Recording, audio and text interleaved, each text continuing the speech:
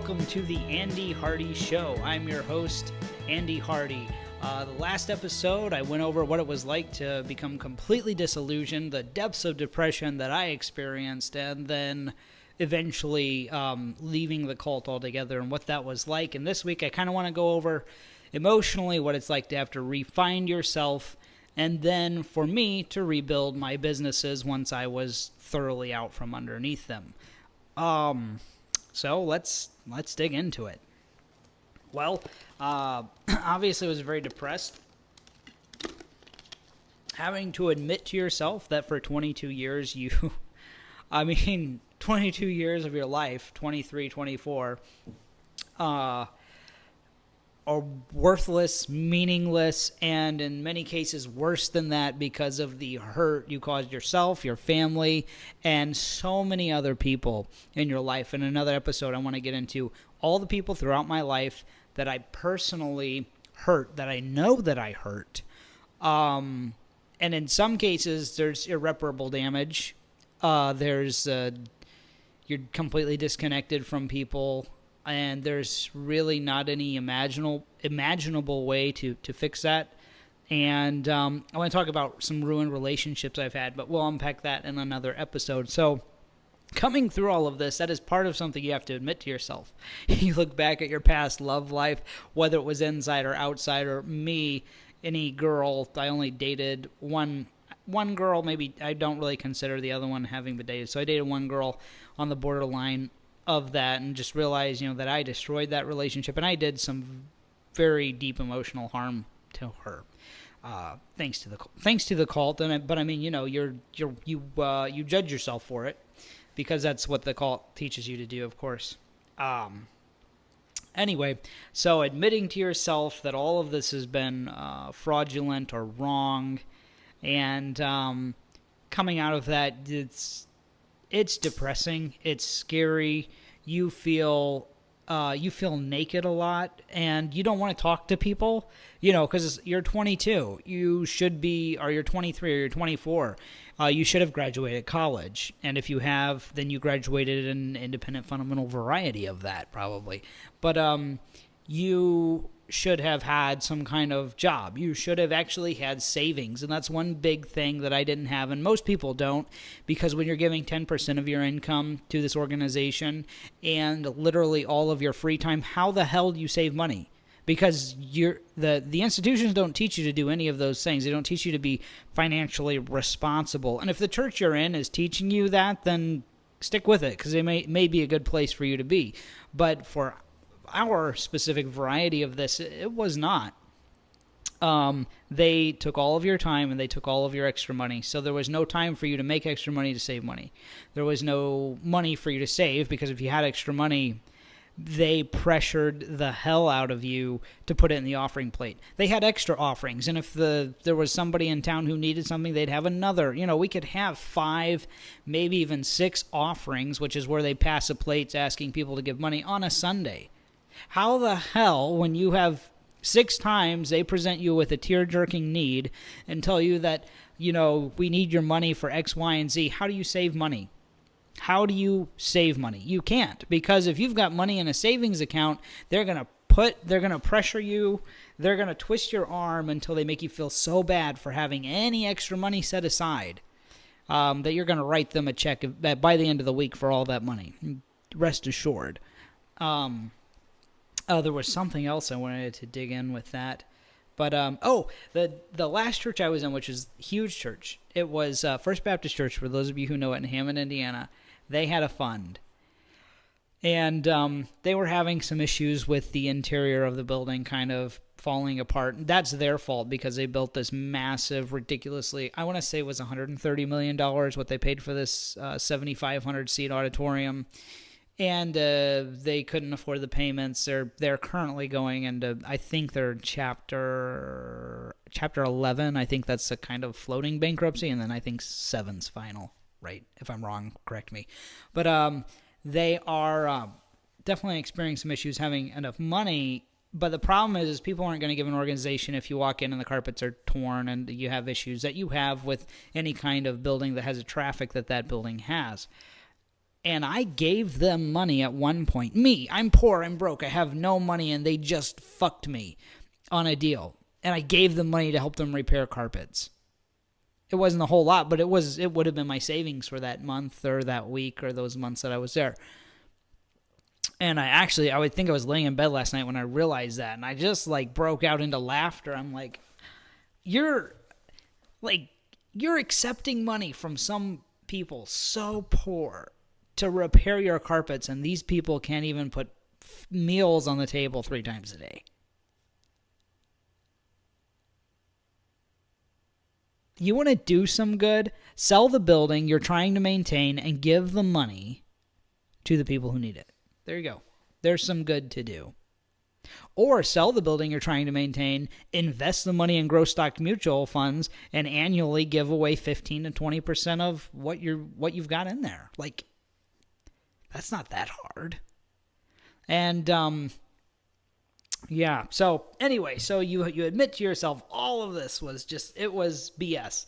Well, everything I believed was wrong. So you're relearning. You feel so stupid because I mean, you don't know anything. You don't really know anyone. If you've been privileged to work outside of the organization, so you may have some kind of community and understanding, but when you get out of the church, most of the people aren't going to want to associate with you because you've given them if you've worked at Walmart for 2 or 3 years, you've given everyone you work with who isn't a Christian or a sociable the cold shoulder. So they're not going to be like, yes, we'll help you figure your life out because you've looked down on me, you've judged me, you've been incredibly arrogant and rude to me for the last 2-3 years. No, they don't really want to be your friend.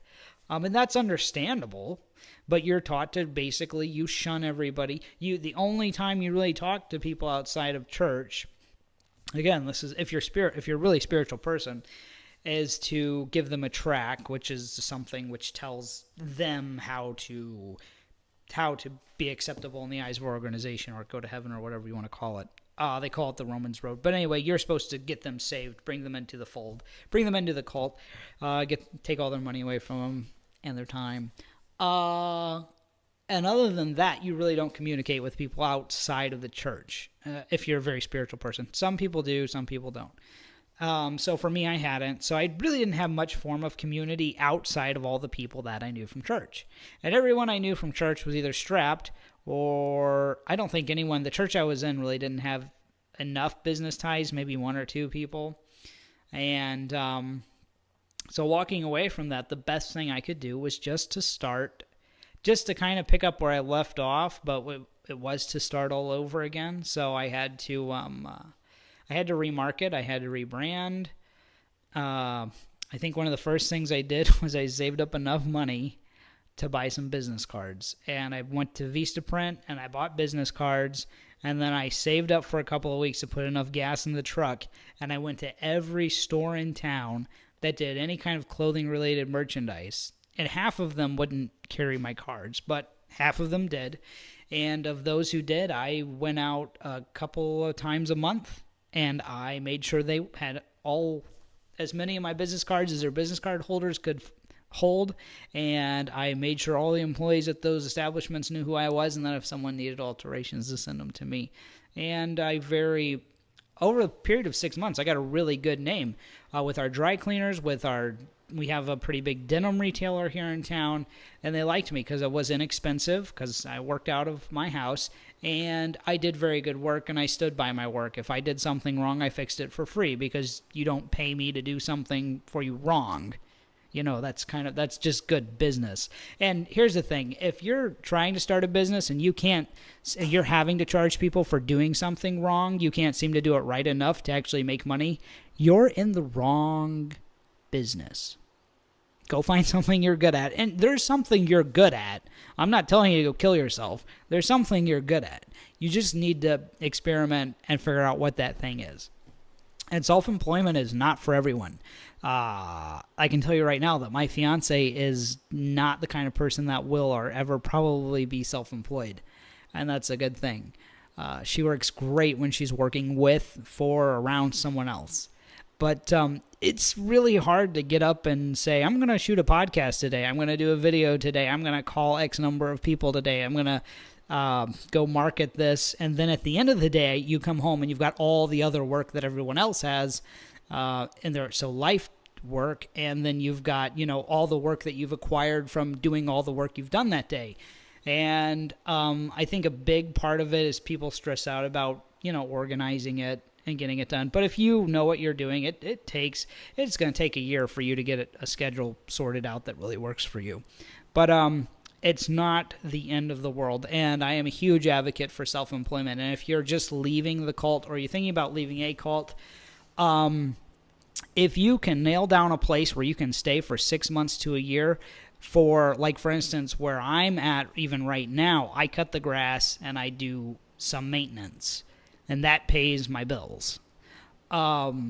And then I have other ways that I contribute. And there's very little financial contribution, and you can find loving, caring people who have been in these situations. If they're not your family members, which I understand, if you've separated from your family because of the cult, I get that. But you'll find people who can be empathetic, and you can sit down and verbally work out, hey, look, I'll cut your grass 3 times a month or whenever it needs it, and I'll wash all the dishes, and I'll do laundry, and I'll do whatever you need me to do. If I can have a room on your couch, or I can put a sleeping bag on the floor, I can have a spare room or whatever.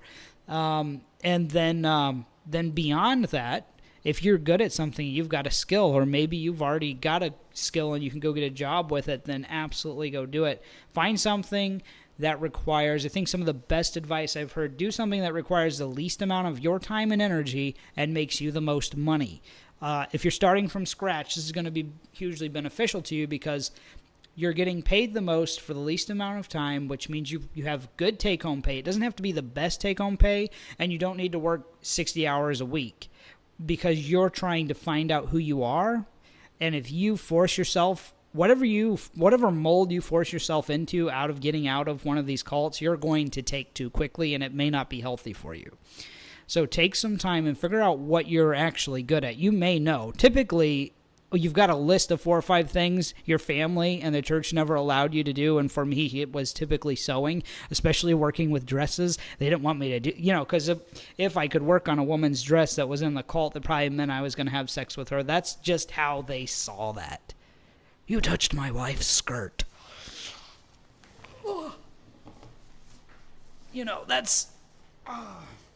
That's about how they reacted to that shit. So, yeah, one of the most profitable things that I do that requires the least out of me is work on dresses. Funny how that worked out. Anyway, so you're probably going to have a list of things you were good at or showed some purpose and skill in, and you were told, don't do that because they're afraid. My mom came to me. I know there's some people on here that are going to be like, what the fuck? My mom came to me. I designed a dress when I was 15. I had the pattern. I had everything. She came to me. She said, this is really good. Don't ever do it again, because I don't want you to be a homosexual.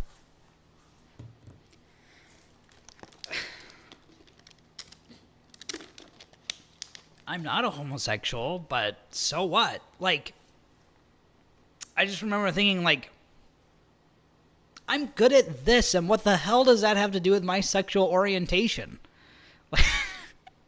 Only straight men do this, and only gay people do this, and only idiots think that. Really, only idiots think that. Really, the idiots and the uneducated. And I love my mom, and I understand where she was coming from at the time. But at that, so there you go. You probably have more than one event like that in your life if you've been in the cult for any amount of time. So you're going to have an idea what you are good at. You may require training. You may require lessons. So that is why start out with the highest paying job that you can get that requires the least amount of your time, because time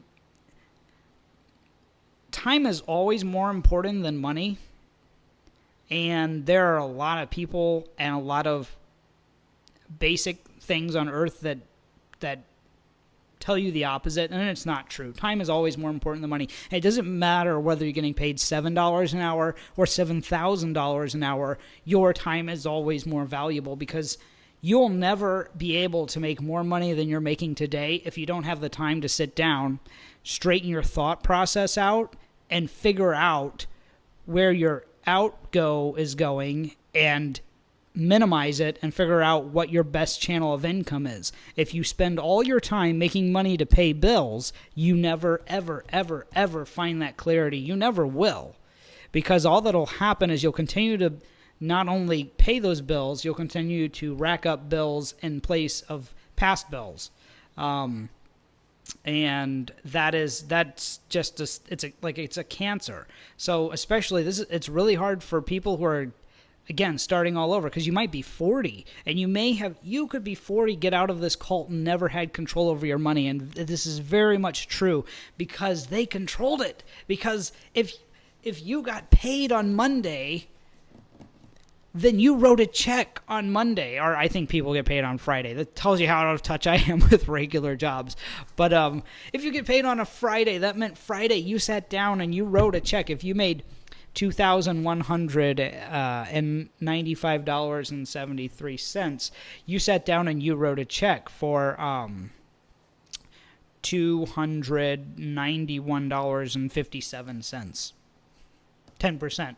You sat down and wrote that check. And you couldn't spend that money on anything else. What I would really love to see is like some income figures and see if if they had taken the money they invested in the church and invested it like in an IRA or in a mutual fund or even just in like penny stocks over that course of time, how much money they would have made. It would be, in some cases, in the least bottom line cases, it would be tens of thousands, and in most cases it would be millions or tens of millions. And that's just reality. So yeah. So least amount of effort required. That leaves you with the most amount of time at the end of the day and the largest paycheck. And that is so that you can come home, you can live. It may not be comfortable, but you'll be able to live. And if you're coming out of one of these cults, you're not really going to be concerned about comfort. When I started leaving the cult, I actually stayed in a friend's apartment and I slept on his floor. And it was one of the filthiest places I've ever been in my life, ever. And I did that for a few weeks. And it was disgusting. But I didn't care because I was away from the oppression. So there's that. So you probably aren't really worried about how you feel or how comfortable you are. But if you can find a place to live for little or no money, you can find a way to make just the income that you need and then take your time and capitalize on finding if you're good at customer service, go get yourself a really good customer service job with good opportunity, or sell yourself to a company that needs someone to sit at their house and run customer service, because then you can buy a MacBook Pro on eBay for $300 and you've got a customer service business. Literally. And I'm not joking. That's all it takes, that and a cell phone. We live in an incredible day and age. So if you can find something you're good at and then take advantage of that as far as you can, and then instead of taking a menial labor job, first of all, you get to work on your terms. There are days when emotionally you're not going to be able to work when you come out of this cult. If you have really lived in this cult, like the regular cult member, there are days you're just not going to be able to work. Like, I don't know how else to put it. That's just how it is. And there are days emotionally you will not be able to take orders because you've been handed orders. So again, some people are much different, and some people need the security of a job, and I totally understand that. But never sell yourself short. Negotiate the hell out of any payment options, and don't ever stop asking questions. So that's kind of the best advice I have if you're coming out of a cult and you're looking for work, if you're looking for a job, if you're looking for something meaningful to do that's going to make your soul feel as good at the end of the day as your wallet does, then you need to really start by looking. Sorry, I'm hitting my microphone. I'm really getting into this. You need to start by looking inside of you and really search yourself. And there is a great author, Dan Miller. He authored a book, 48 Days to the Work You Love. That's a good book, and if you have the time, take it, read it. It's a great book. You don't have to follow it step by step. I know he's got all these processes and everything, but don't let he is a little bit Christian-y. He's Southern Baptist. his book's not packed full of anything like God and blah, blah, blah. It's not. He's got a really great story himself. He was in the Amish cult. He was an Amish person. He grew up that way, and then he left to become a psychiatrist. And then after he realized what a mess psychiatry was in that day and age, he started his own business. So he's got a really great handle on just intricate, interesting ways to make money.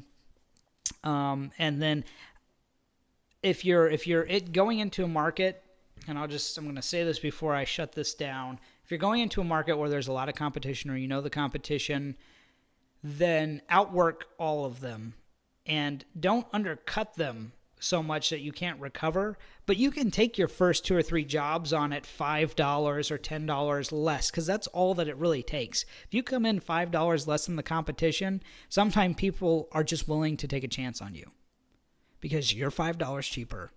Everybody has a budget. Every organization, they've got a budget, and they're trying to keep that budget. And if you can come in $5 or $10 or $15 below someone else, as long as you're not losing money, like if you break even and make $3 at the end of the day, you got $3. But if you do that job and turn around and wind up with a client, and then here's another big thing is every year you should raise your prices if you're running your own business. Raise your prices every year. It doesn't have to be insane. It doesn't have to be huge. Send out a letter to your current clients and let them know the prices are going up, because life gets more expensive. It just does, and good clients will stay with you. I started that about a year or 2 late, but I've had no trouble. With raising my prices. And a lot of times if I give someone a price over the phone and they're like, well, that's too much, then I'm just like, okay.